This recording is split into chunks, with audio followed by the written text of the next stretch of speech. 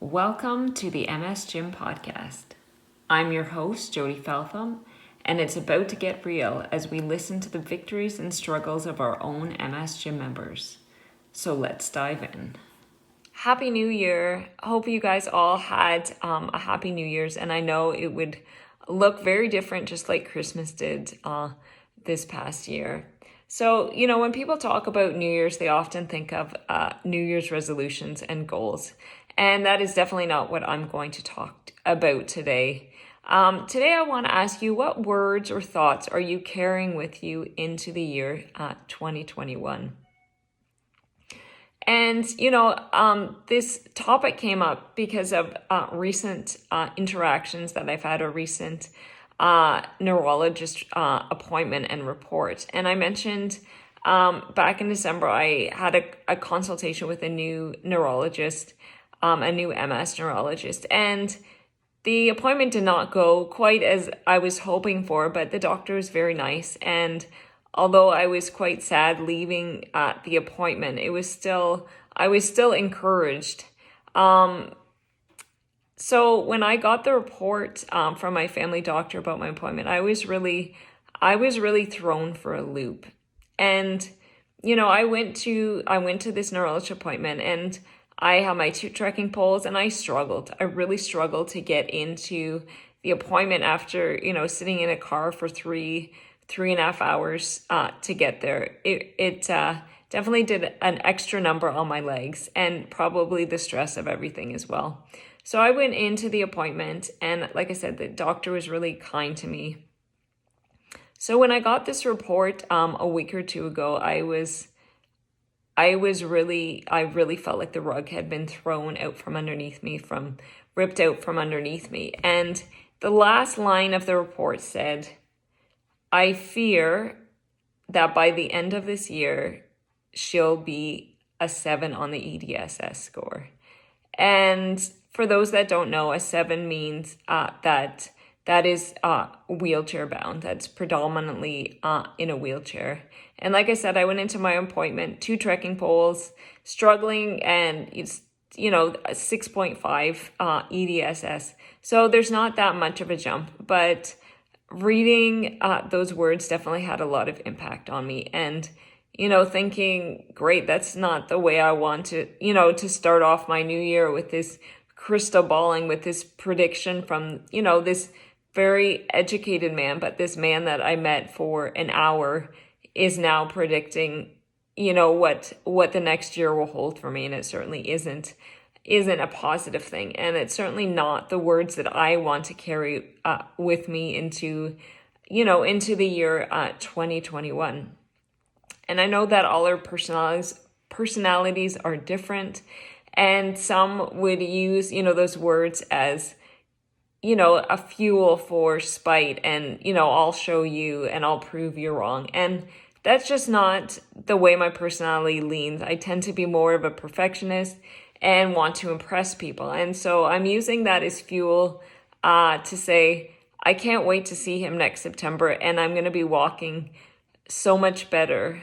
And, I'm going to impress him. So I don't really want to take those words with me into 2021, unless they're to motivate me to do better, to make better choices with my exercise, to make better choices with my food. But I don't want those words to affect my mindset and things going forward, because it really is only crystal balling. No one can predict the future. No one really knows what's going to happen. Certainly no one predicted a year ago from now that the world would be in a global pandemic. So no one has the market on truth. So my question for you is to start thinking about what words that you've said yourself, what words have people pronounced over you that you're taking with you into the year 2021. And we talk so much about the power of words and the power of thoughts here in the MS Gym, because they have such great impact on our minds, on our bodies. And, there is a direct connection between our brain and our body. What happens, especially when we're talking about a neurological thing, when we when we believe our leg won't work, it kind of, the brain kind of says, well, why should I make it work? Why should you pick up? If you don't believe it's going to happen, then why am I going to do any different than that? So a recent study showed about the words that we say and the thoughts that we think. And for a long time, it's been said that women have many more words than men, that we speak many more words than men do in a day. And the study found that actually there's not that much discrepancy between genders as is between personalities and in occupations, whether, your job is to be speaking a lot, or maybe you're on a computer and you don't talk very much. But so they were saying we speak about 15 to 16,000 words a day that we speak out loud. And the impact of that's pretty big. 15,000 words that we can be speaking life or death over other people or over ourselves. And the study went on to say that for a positive relationship, for a relationship to be nurtured, we need to have a ratio of 5 to 1, 5 positive to 1 negative comment. And if you think about how we can respond to our own bodies, right? Our relationship with our body.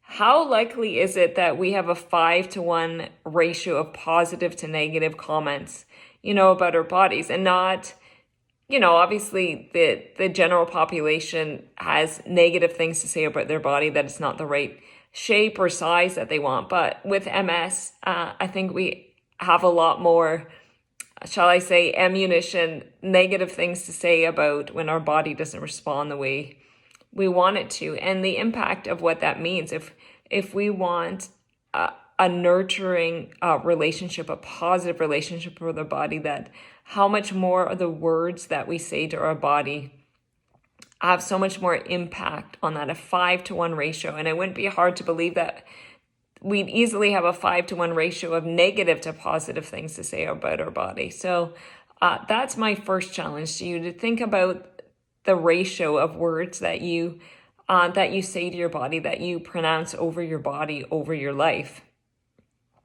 Now, the study went on to say that we think about 30,000 words a day, so twice as many words as we speak. And probably some of you know people that probably have a 1-to-1 ratio. They probably speak every thought that comes into their head, which probably is not a positive thing. But just to say that, the thoughts that we think have a lot of impact over the words that we say, right? The overflow of our heart, the words that we say.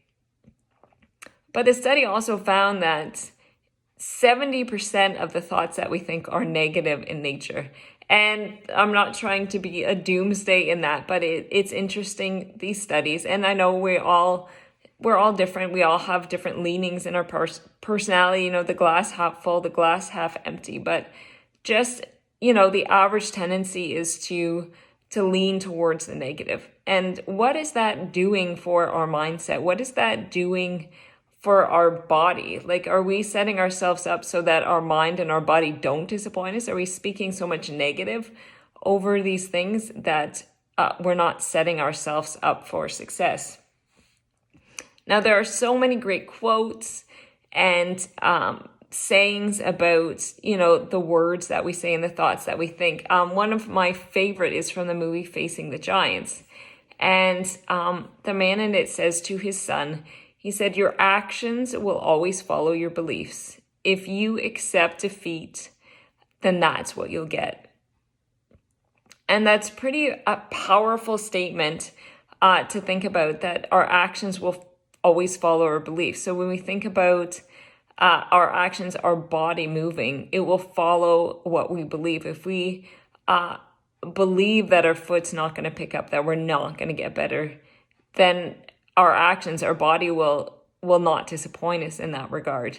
But if we believe that we are healing, that we are getting better, then our body will work with our mind to see that fulfilled, right? The saying goes, whether you think you can, you're right, or whether you think you can, you're right as well. So what we tell ourselves, what we tell our allow into our brain, what we allow out of our mouth speaks life or death over our body.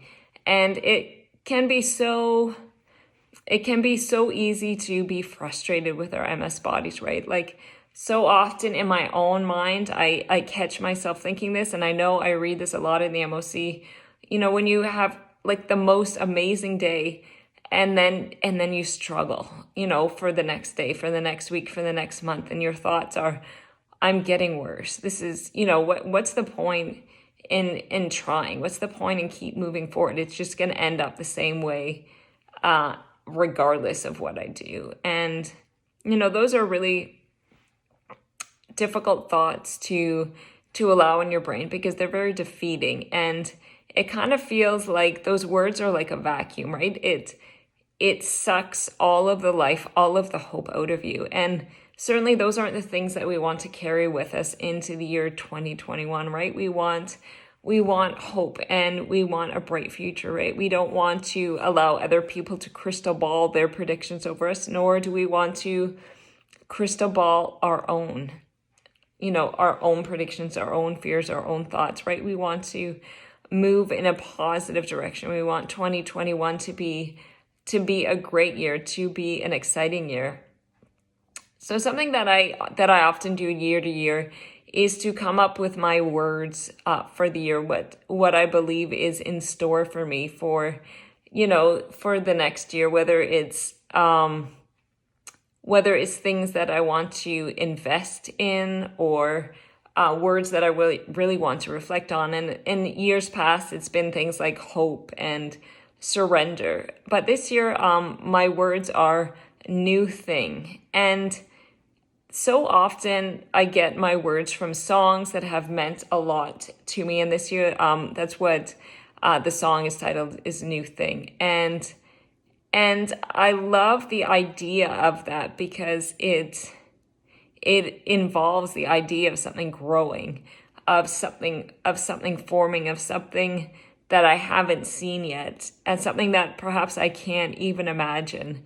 And I think, you know, the whole idea of something new is like new life. And so those are the words that I'm carrying with me into 2021, and I'm going to be reflecting on that. So I would love to hear kind of your motto for 2021, or what words are you carrying forward or creating for the year to come?